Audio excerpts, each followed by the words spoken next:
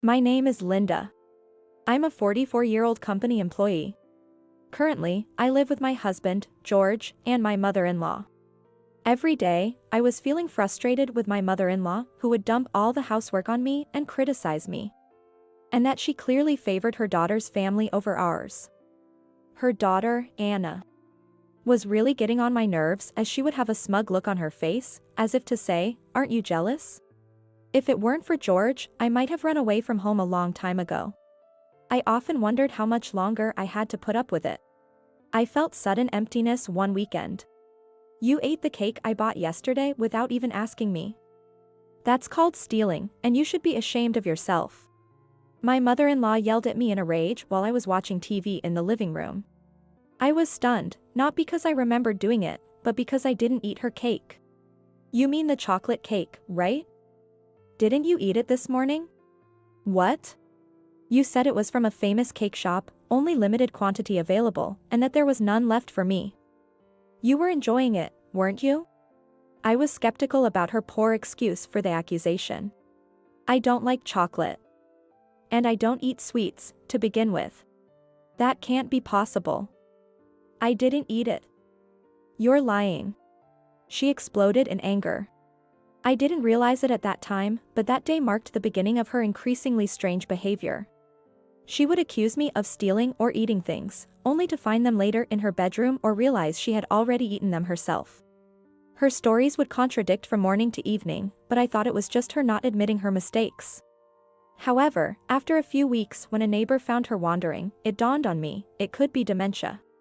When I saw my mother-in-law at the front door, she seemed different, just staring blankly. "Come on, let's go inside." She obediently entered the house as I suggested. The person who found her told me she couldn't remember her way home. "George, I think your mother has dementia." George agreed with me immediately when I mentioned it. I suggested my mother-in-law that she get checked, but she was back to her usual nagging self. Calling me a senile old woman just because I got a bit lost? She vehemently refused. I asked George to persuade her, and somehow we managed to get her tested at the hospital. The result was indeed dementia. It turned out to be vascular dementia, not Alzheimer's type, and the inconsistency in her behavior is a common symptom of this kind of dementia. When told about her diagnosis, she seemed to have little awareness of her symptoms, and was more upset about being labeled as a senile old person. She seemed to find the idea of making mistakes in public more embarrassing than anything. I understood her feelings, but without acknowledging and adjusting her lifestyle, the symptoms would worsen. Apparently, vascular dementia is closely tied to lifestyle diseases. To prevent its progression, a regular diet and moderate exercise are crucial. In her case, it would be best to abstain from alcohol and limit sweets. Despite my careful explanation. "How dare you accuse me of being senile and then order me to change my lifestyle? I know you think you can bully me, but I won't let you," she shouted in anger. Her emotions were wildly erratic, one moment kicking chairs in fury, the next crying, "Linda is bullying me." If I hadn't known that losing emotional control was a symptom, I would have been truly frightened by her frenzy. No matter how much I tried to help, she perceived everything as malicious. "Linda is so mean, forcing me to give up sweets and ordering me to exercise in this cold." Anna, my sister-in-law, always indulged her. "Just ignore those mean people. You'll only stress yourself out, which isn't good for your health. Doesn't Linda understand that?" she said, smirking, and I felt a sudden surge of anger. Since her children were grown and left home, Anna was a stay-at-home wife with plenty of free time, unlike me, who had to work. No matter how much I paid attention to my mother-in-law's diet, it was pointless because Anna would always show up to spoil her. The symptoms mostly appeared in the evening. And it was always me who had to deal with her tantrums and groundless accusations due to forgetfulness. Honestly, my frustration and fatigue had reached their limits. If only Anna would stop pampering her. One day, my mother-in-law fell while she was out and broke her bone, leading to her hospitalization. When I asked about the progression of her dementia, Dr. Thompson said it was advancing, which shocked me. Seeing my reaction, George suggested, maybe we should consider an aged care facility for Mom. We gathered information and found a good facility, so I made an inquiry. There was an opening, so I reserved a spot immediately. On the day we visited the hospital to check on her progress, we bumped into Anna. George and I went with her to the doctor's office. Your mother can be discharged next week. Where will she be staying after that? When Dr. Thompson asked that, George began to speak. After discussing with my wife, we've decided to place Mom in an aged care facility, considering her advancing dementia and since we both work. Anna was shocked by his words. That's so cruel to Mom. She's fine most of the time. You're using her illness as an excuse to get rid of her. Linda could just quit her job if it's about working. She selfishly argued. Anna, listen. Linda and I've made this decision together. We can manage with Mom's pension and the long-term care insurance, so don't worry. George spoke in a calming manner, causing Anna to fall silent. After a while, her anger subsided, she brightened up and said, You know what, I'll take Mom in. Really? Are you sure? It's going to be tough. Upon seeing my concern, Anna scoffed at me. Of course, I'm sure it'll be fine. I am her daughter, and I, unlike you, am loved by her. It's cruel to send her to an aged care facility. As her daughter, I shouldn't rely on you all the time. Mom would rather be cared for by her own daughter than a stranger like you, anyway. I was dumbfounded by her words. As they came from someone who always insisted that it's natural for the eldest son and his wife to take care of the parents. However, her following statement, of course, I'll manage all of Mom's pension and savings, made it all clear to me. George's mention of her pension must have changed her mind. I exchanged a knowing glance with George, who was smiling. I'll bring all of your mother's belongings later then.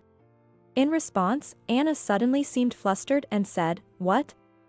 Oh, no, I'll come around and pick up what's necessary myself. Don't be silly. We're entrusting Mom to you, so we'll bring everything.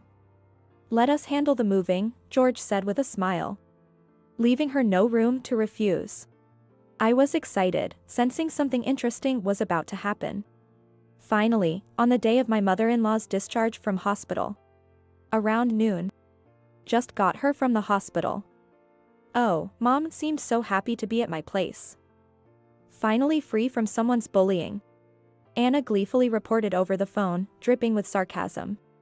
I had so much to say, but it would sound like sour grapes. I bit my tongue and hung up the phone. The second call I received from Anna was the next morning at 10 a.m.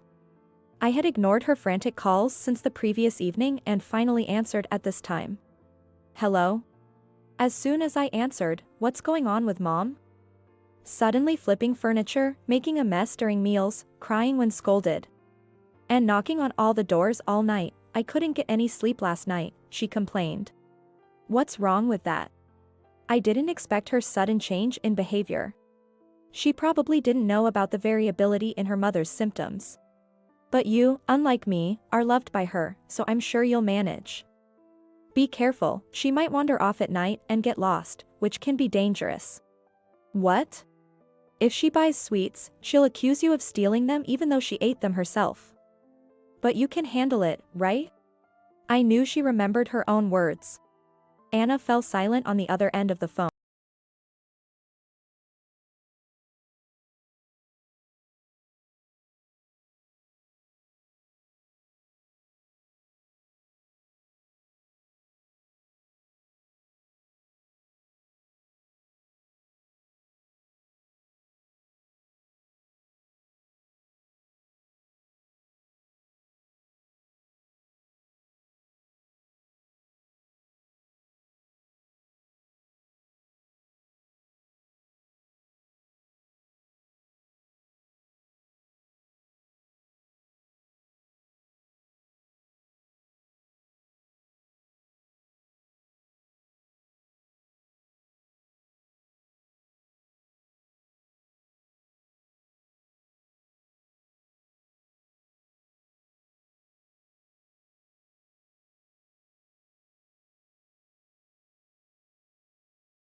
Checked the bank book like a wild animal pouncing on its prey, but...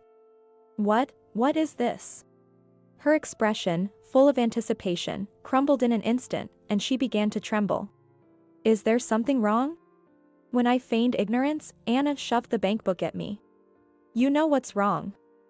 Look at this balance. Why is it so low? Well, why did you think there would be savings? Don't you remember boasting about your mother buying a lot of things for you? Haven't you two been on trips together? Where did you think the travel expenses came from? The money my mother-in-law had been spending over the years was all from her savings. Realizing this, Anna slammed the bankbook to the floor. Anna, in a hysterical outburst, exclaimed, I never should have taken it in. Pointing at her mother and referring to her as it, her mother couldn't hide her shock and turned pale. If she has no money, she's nothing but a nuisance. Crying, getting angry, that's not what my mom used to be. I hate taking care of her. I'll put her in an aged care facility. Why not? You can get rid of the burden. Your mother should be pleased to be treated like that by her own daughter, not by a stranger like me.